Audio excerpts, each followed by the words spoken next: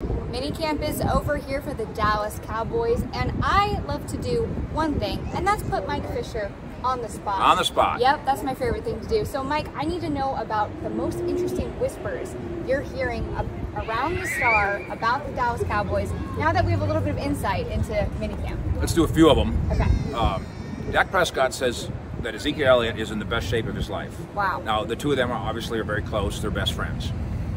That's saying something, because while last year Zeke wasn't right in so many ways, and maybe some of it was physical due to his bout with COVID, which we've all kind of just scooted by. Yeah. But he says he's in the best shape of his life, and if we've got things going right, he's the best running back in football. Now, we can debate about that, and especially in fantasy football, you can debate about it. Yeah. But is Ezekiel Elliott still a premium running back in the NFL? The answer is yes. And people who didn't get to see it, because obviously there's only 10 of us or so in the building, when we get to training camp at Oxnard and the world gets to see Ezekiel Elliott, they're going to say, oh, he looks more elusive than he's looked since he was a rookie. So that's one good one. Okay, could you tell a difference in his physique? There's no question about it. Okay. And more in his movement. Okay. He moves like a scat back, something that I don't know that he did very much last year. He's still going to be a north and south runner. He's still going to be a punishing runner, but the ability to sidestep a tackle the way a halfback can, oh my gosh, that's on the list. Add it to his tool belt of many things that he can do. Which is pass protection and catching the football and all the rest. The predictions of his demise are grossly exaggerated. Wow, okay, I like it. So then surprise whisper number 2. Okay, I would put Micah Parsons on this list. Wow. And I'm not saying that the Cowboys didn't know that he could do all the trifecta, as he calls it.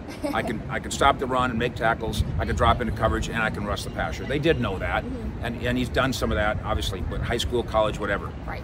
But Tank Lawrence is watching film one day of him, and he says, oh, you're a pass rusher too? And he says, Let me help you refine your technique. He did indeed. Right. And so, is this a revelation to the Cowboys as an organization? No. But if Tank Lawrence is telling you, you know what, you're a linebacker, but after practice, come work with me and let's work on some of my stuff. Wow. That's a beauty. And how cool for a rookie to have a veteran come in and say, here's my wing, come under it. Let me help you get better. You know, and part of that is, and I credit our old friend Des Bryant, friend of the show, with this. He helped end the idea of rookie hazing. Rookie hazing's really stupid. Yeah. It's mean and it's stupid. It's same as. And if you want to be a good team, why would you do it? Right now, you can do that. You don't get the logo on your helmet until you make the team. You can do that kind of stuff. Right. And then the Cowboys will get to Oxnard, and the rookies will sing in the lunchroom and that kind of stuff. Rite of passage. That's great, but and I know there's probably still some sororities and fraternities that do it, but that mean girl childishness, that doesn't exist here, and Tank Lawrence is carrying on a new tradition. Okay, so do you have any other whispers around the star regarding minicamp? The idea that, here's the third one, the idea that there's going to be this grand competition in the offensive line. We know about Tyron, we know about Lyle, we know about Zach Martin. Okay. But left guard and center, competition, I didn't see it. I saw Connor Williams play left guard most of the time, and I saw Tyler Biadasz play center all the time. Wow. And so we may have already locked in. Now I don't want to hand anybody anything. Tyler Biadasz is in just his second year. And Connor Williams, his biggest accomplishment after having been a second-round pick is he shows up every day. He shows up and he works every day. He is an Iron Man of sorts. Doesn't make him a great player, but maybe he's a good player. But right now, he's the left guard, Biadasz is the center, and maybe there's something to be said for, sure, we're competitive, we're going to compete, but we got our 5, let's start camp with our 5, and I think they might do that. I was just going to say that. I could make the argument that it's really a great thing for the Cowboys to have this early, their line kind of set. Continuity. Right. And, you know, if you look especially around... with young players. Right. Tyler in his second year. And then look around the rest of the offense. They have it at wide receiver, you know who's who. They have it at tight end, you know who's who. They have it at quarterback in Dak Prescott, who, again, this is going to be another one. People are going to get to training camp, and after about a week, they're going to go, what ankle? What was that ankle story again? And Dak the other day said to the media, basically, I wish you guys had helped me bury this. And my response, of course, is that's not my job. I just have to report what I see. But you, young man, are doing a good job burying it because it's just not a thing. It's just not. It's just not a thing. Okay, so then what are you hearing about the coaching staff and how they're gelling? Because this is really the first year of an off-season under McCarthy. That's not via Zoom. It's actually in person. Yeah. Real teaching, which helps. Something that they tried to do with WebEx meetings last year. Yeah, it's tough. Change that's going back to what fits players, which again was a disaster last year. Right.